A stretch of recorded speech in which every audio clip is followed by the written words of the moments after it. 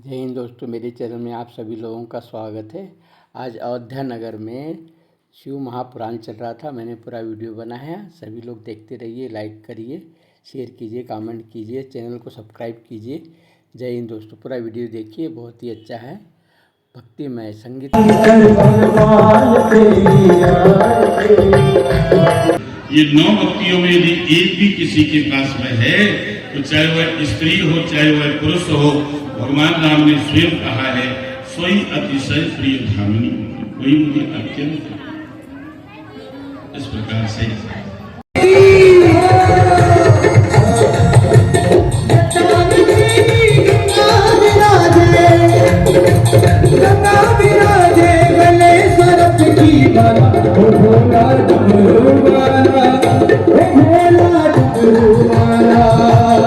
लोग जो होते हैं कुछ भी ना हो तब भी वो ये नहीं कहते मेरे यहाँ कुछ नहीं है, वो कहते नहीं बहुत कुछ है, ठाकुर सेवा हो रही है, हमारी परिवार की दर पूरी हुई है, क्या कम है। तो जो कुछ मिले उसी में संतोष करना, भगवान से कहना आपने मेरी हैसियत से ज्यादा है, जो कुछ मिले उसी में संतोष करना। तो स्वप्न में भी दूसरों के दोषों को न देखना, ये मेरी आज्ञा है।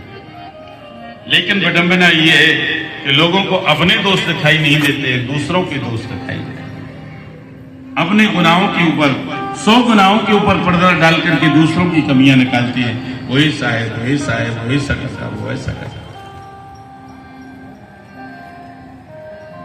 याद रखना बंधुओं, हर व्यक्ति के अंदर कुछ ना कुछ गुण अवश्य होता है। कितना भी बुरा व्यक्ति हो, गौर से यदि देखेंगे तो उसके अंदर कोई ना कोई एक अच्छा गुण देखने को मिल जाएगा, और कितना भी बुरा व्यक्ति हो उसके अंदर गुण देखने को मिल जाएगा, कितना अच्छा व्यक्ति उसके अंदर दोष देखने को मिल जाएगा। ढूंढ लें, परमात्मा ही निर्दोष है और हम कोई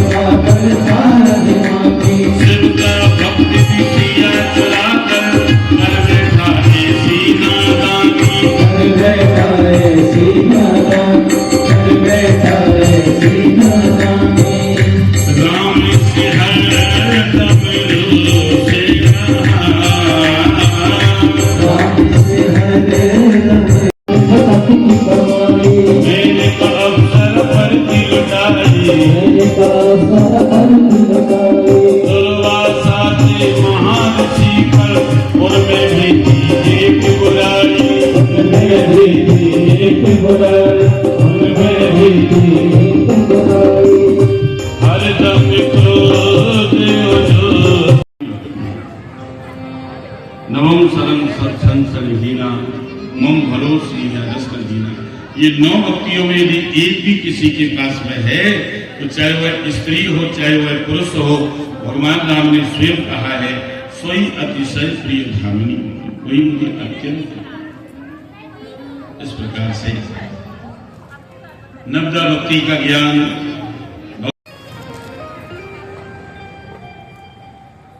देवताओं ने मिलकर के परमेश्वरी ब्रह्मा ने प्रजापतियों के स्वामित्व पद में दक्ष का अभिषेक कर दिया, दक्ष को प्रजापति बना दिया। भगवान शंकर का दक्ष प्रजापति का बैर क्यों हुआ, पहले मैं ये बताने जा रहा हूं। बना दिया तो दक्ष को अभिमान हो गया कि हमारे समान तीनों लोगों में कोई नहीं, संसार में ऐसा कोई व्यक्ति नहीं है कि जिससे पद मिले और उसे अभिमान न हो। दक्ष अपनी पत्नियों के साथ में दक्ष के यहाँ यज्ञ महोत्सव में सम्मिलित होने के लिए जा रहे हैं। किन्नर नांग सिद्ध गंधर्वा बंधुनि समेत चले सुर सर्वा। सुर सुंदरी करह कल गाना श्रवण सुनत छूटहि मुनि ध्यान। सती जी ने देखा आकाश मार्ग से विमानों में बैठकर के देवता लोग ये कहां जा रहे अपनी पत्नियों के साथ में। तो शंकर जी से पूछ लिया कि ये लोग देवता लोग अपनी अपनी पत्नियों के साथ में कहां जा रहे हैं। भगवान शंकर कहने लगे तुम्हारे पिता के यहाँ यज्ञ महोत्सव हो रहा है, ये वहां जा रहे हैं। सती जी कहने लगी मेरे पिता के यहाँ यज्ञ हो रहा मुझे पता भी नहीं। भगवान शंकर कहने लगे हाँ तुम्हें नहीं बुलाया गया। तो सती जी कहती है पिता भवन उत्सव पर जो प्रभु आयत होय तो मैं जाऊं कृपा यत्न साधर देखन सो। मेरे पिता के यहाँ यज्ञ महोत्सव हो रहा है, आप भी चलें, हम भी वहां चलें। हम बहनों से नहीं मिलेंगे, हमारी बहनें वहां आएंगी, सभी रिश्तेदारों से मिलेंगे और उस यज्ञ का दर्शन करेंगे। भगवान शंकर कहने लगी ये तो ठीक है, लेकिन तुम्हारे पिता ने हमें निमंत्रण तो दिया ही नहीं, हम कैसे जा सकते। सती जी कहने लगी पिता के घर में, गुरु के यहाँ, मित्र के यहाँ, भगवान के मंदिर में बिना बुलाए जाने का कोई डर नहीं। भगवान शंकर कहने लगे मैं मानता हूं इन स्थानों पर बिना बुलाए जाने का डर नहीं होता है, लेकिन कब जाना चाहिए जब आपस में बनती हो। तदपि विरोध मान जहां कोई तहां गए कल्याण न होई। जहां कोई विरोध मानता हो वहां नहीं जाना चाहिए। तुम्हारा पिता हमसे विरोध करता है। एक बहुत बड़ी सभा में उसने हमें दुर्वचनों से क्लेशित किया था। सती कुल्हाड़ी का घाव तो भर जाता है लेकिन वाणी का घाव कभी नहीं भरता। सुकुमार अंगों में मारने से संतप्त होता रहे। ये मैं जानता हूं कि दक्ष प्रजापति को इतने पर भी यदि अपने पिता के यहाँ गई तो अपने पिता से तुम सम्मान नहीं पाओ। बहुत प्रकार से भगवान शंकर ने समझाया, लेकिन सती जी के समझ में एक भी बात नहीं आई। जाने के लिए जिद कर रही है, यज्ञ में जाऊंगी। भगवान शंकर चुप हो गए, सोच रहे हैं। सती ने कभी ऐसा नहीं हुआ कि मेरी बात न मानी हो। अब वो समझ गए कि आज हमारा और सती का अंतिम मिलन है, क्योंकि ये सती से मेरा अपमान सहन नहीं होगा। अपना अपमान तो सहन कर लेगा, यज्ञ में जाएगी जब हमारा स्थान दिखाई नहीं देगा तो ये अपने प्राणों का परित्याग कर देगा। बोले बाबा समझ गए, इसलिए उन्होंने भगवान शंकर ने सती जी के गहनों को एक वस्त्रों में पोटली में बांध दिया और सती जी के सामने लेकर के पहुंचे। कहने लगे देवी ये अपने साथ में लेकर के जाए, क्योंकि वो जानते थे कि आज हमारा और सती का अंतिम मिलन है और सती की कोई भी वस्तु यहाँ पर पड़ी रही तो वो हमारे भजन में विक्षेप करेगा। इसलिए वो पोटली गहनों की सती जी के सामने लेकर के पहुंचे। कहने लगे देवी इसे अपने साथ लेकर के जा। सती जी कहने लगी मैं ज्यादा दिन के लिए नहीं जा रही, मैं जाऊंगी तुरंत वापस आ जाऊंगी, इनको ले जाके क्या करूंगी। भोले बाबा ने कहा देवी जब स्त्रियां अपने मायके को जाती हैं तो उन्हें नए नए गहनों की वस्त्रों की आवश्यकता। वहां तुम्हारे रिश्तेदार आएंगे, क्या कहेंगे देखो सती के पास कुछ भी नहीं है, ऐसे ही चली आई, क्या कहेंगे। इसलिए इसे अपने साथ लेकर के जाओ। हमारे गण तुम्हारे साथ जा रहे हैं, वो लेके जाएंगे, लेकर के आ जाएंगे, लेकर के। भगवान शंकर ने सती जी के हाथ में वो गहनों की पोटली थमा दी और वो चुप हो गई। सती जी घर से निकलती हैं, मानो दो प्रकार की हो गई। इधर तो पतिदेव रोक रहे, इधर पिता के यहाँ जाने की इच्छा है। सती जी शीघ्र ही अपने पिता के घर पहुंच गई। पिता भवन जब गई भवानी, दक्ष में आती सब लोग मुझसे बड़े प्रेम से मिलते थे। आज वही लोग मुझे देख करके अपना मुंह बना रहे, मुंह फेर रहे। माँ के पास पहुंची सती, सादर भले हैं मिली एक माता, भगिनी मिली बहुत मुस्काता। माँ की ममता को कोई नहीं पा सकता। माँ बड़े प्रेम से मिली, सादर भले मिली एक माता, भगिनी मिली बहुत मुस्काता। बहन सती जी को देखकर के बहनें मुस्कुराने लगी और यहाँ विशेषण लगा बहुत मुस्काता। हम आपके सामने एक बार देख करके हंसे कोई बात नहीं, और बार बार देख करके हंसे तो ये व्यंग हो जाता है, हो जाता है। बहनें व्यंग करने लगी कि देखो बहनें व्यंग करने लगी कि देखो आ गई बिना बुलाए, पिताजी ने निमंत्रण नहीं दिया फिर भी आ गई बिना बुलाए। तो ये व्यंग हो गया, भगनी मिली बहुत मुस्कान, सादर भले मिली एक माता। अब सती जी को यह एहसास होने लगा कि हमारा अपमान हो रहा है। अब सती जी अपने पिता के सामने गई और जैसे ही पिता का आमना सामना हुआ तो दक्ष जी ने सती जी को देख करके अपनी गर्दन समूह फैल दिया। दक्ष न कछु ऊंची कुशलाता, सते हैं बिलो के जरे सबोगा। अब सती जी के क्रोध से अंग अंग जलने लगे। पहले तो मैं बिना बुलाए पिता के घर आ गई, मेरा पिता मुझे सम्मान भी नहीं करता है। संसार में बहुत से लोग हैं, यद्यपि जग दारुण दुख नाना, सब ते कठिन जाति अपमान। प्रतिष्ठित पुरुष का यदि समाज में अपने रिश्तेदार से, अपने भाई से समाज में यदि अनादर होता है तो उसकी उसी क्षण मृत्यु हो जाए। सती जी सोचने लगी मेरा ये शरीर किसी काम का नहीं। अपने पिता से कहा, हे पिता, हम लोगों के जो ईश्वरी हैं वो आपके नहीं हो सकते। आप हमारे पति से बैर करते हैं, ये सिर्फ अमंगल वेश है। अरे हमारे पति का नाम एक बार किसी के मुख से शिव महादेव यदि निकल जाता है तो उसके सारे पाठकों का समन हो जाता है। आप मेरे पति से बैर करते हैं, तुम्हारे शरीर से उत्पन्न ही मेरा शरीर किसी काम का नहीं, क्योंकि विद्वानों की जो निंदा करता है उसके शरीर से जिसका जन्म हो वो बेकार है। अब मैं कैसे जाके अपने पति के सामने पहुंचूंगी। अब सती जी दक्ष जी से कहती है, तुम्हारे शरीर से उत्पन्न ये शरीर अब किसी काम का नहीं है। आगे पहुंची, यज्ञशाला में देखा, यज्ञशाला में सभी देवताओं का आसन है लेकिन भगवान शंकर का आसन नहीं है। ईशान दिशा की तरफ दृष्टि गई तो देखा ईशान दिशा आज मेरे पतिदेव के आसन से खाली है।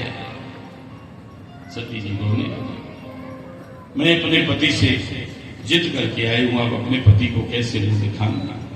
और उसी समय उन्होंने सभासदों से कहा, सुनो सभासद सकल मुनिंदा, कही सुनी जिन शंकर। ये सभासदों, जिन्होंने मेरे पति की निंदा की है और निंदा को सुना है उनको सबको फल मिलेगा। सो फल तुरंत लाभ सब काहू, भली भांति पछताओ पिताहू। अस कहे जोगी अग्नि तन जारा। सती जी योग मार्ग में प्रवेश करते हैं। योग मार्ग को कहते हैं कि आसन को जीतने वाली अनुन्नत सती जी ने प्राण तथा अपान नामक पवन को एक रूप करके फिर उदान पवन को नाभि चक्र से खींच करके धीरे धीरे कंठ मार्ग से भाव के मध्य में लेकर के आई।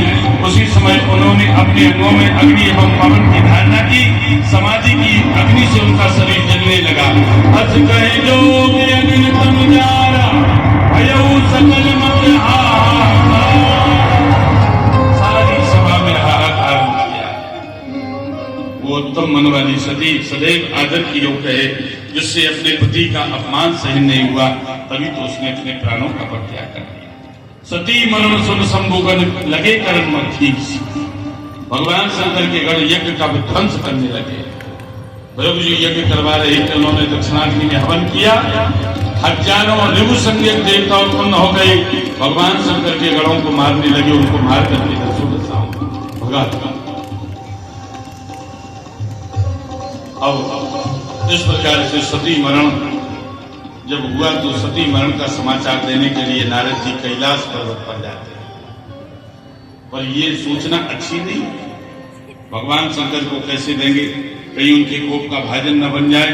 तो नारद जी दूर खड़े हैं और भगवान शंकर से कह रहे, महाराज आप विधुर हो गए, महाराज आप विधुर। जैसे भगवान शंकर ने ये सुना तो तुरंत ही उठकर के खड़े हुए और उन्होंने अपनी जटाओं को घुमा करके पृथ्वी पर पटक दिया। तो उनकी जटाओं से वीरभद्र जी पैदा हुए। वीरभद्र जी कहने लगे, महाराज मेरे लिए क्या आज्ञा है। भगवान शंकर कहने लगे, जाओ दक्ष के यज्ञ का नाश करो, मेरी आज्ञा है। दक्ष है।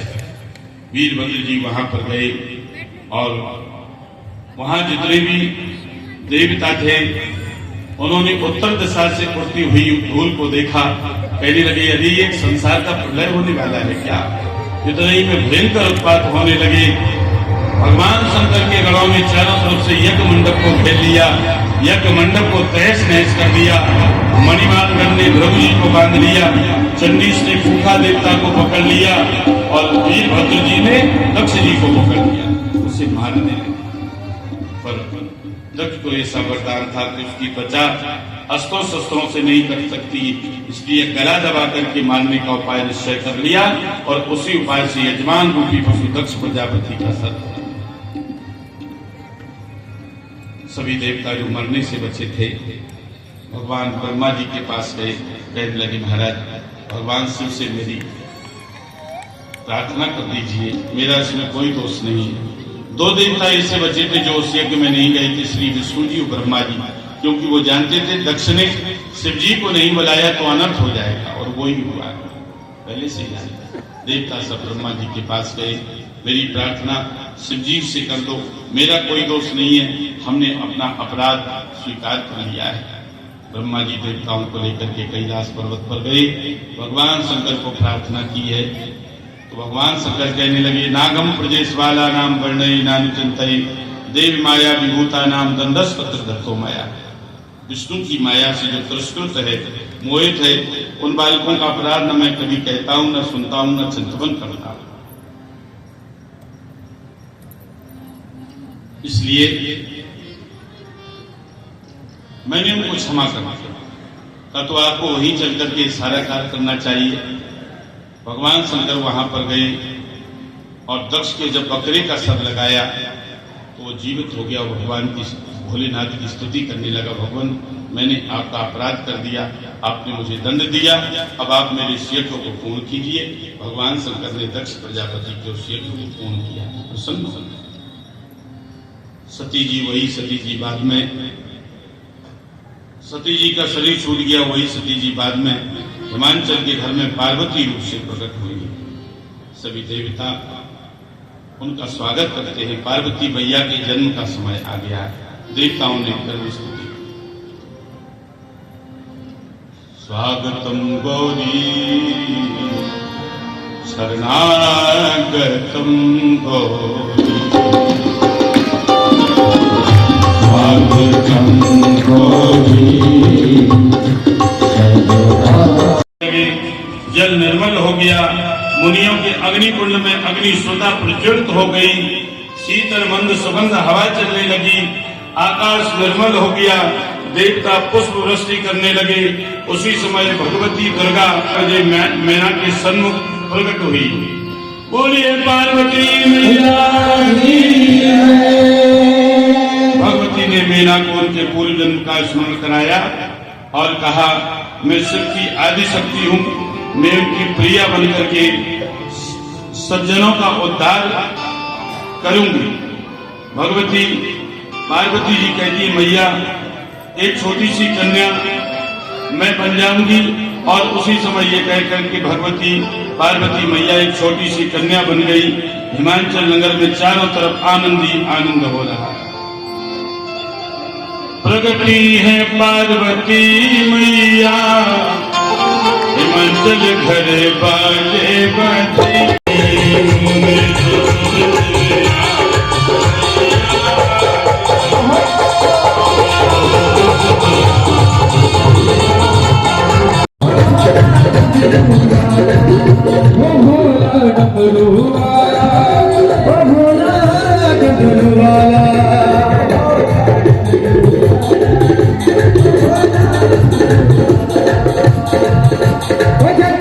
तेरी गंगा विराजे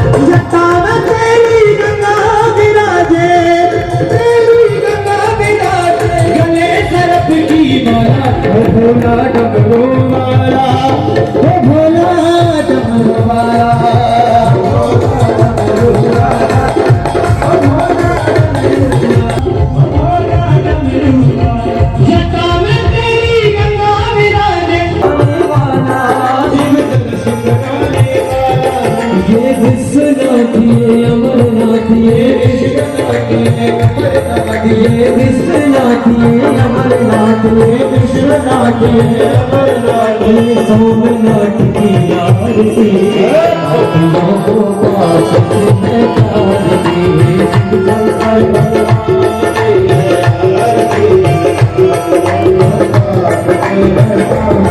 ये मधुर बोल के कंठ को समाने बताने वाला कितनी को मनाने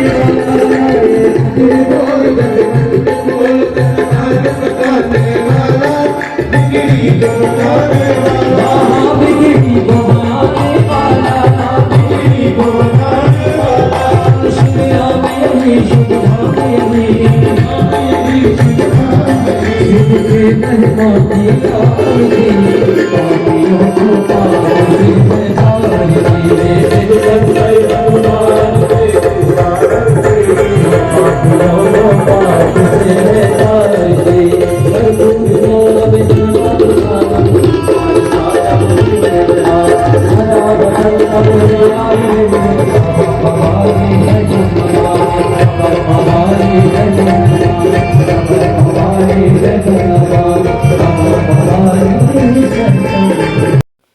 जय हिंद दोस्तों। पूरा वीडियो देख लिया हो तो लाइक करिए, शेयर कीजिए, कमेंट कीजिए, चैनल को सब्सक्राइब कीजिए। जय हिंद दोस्तों।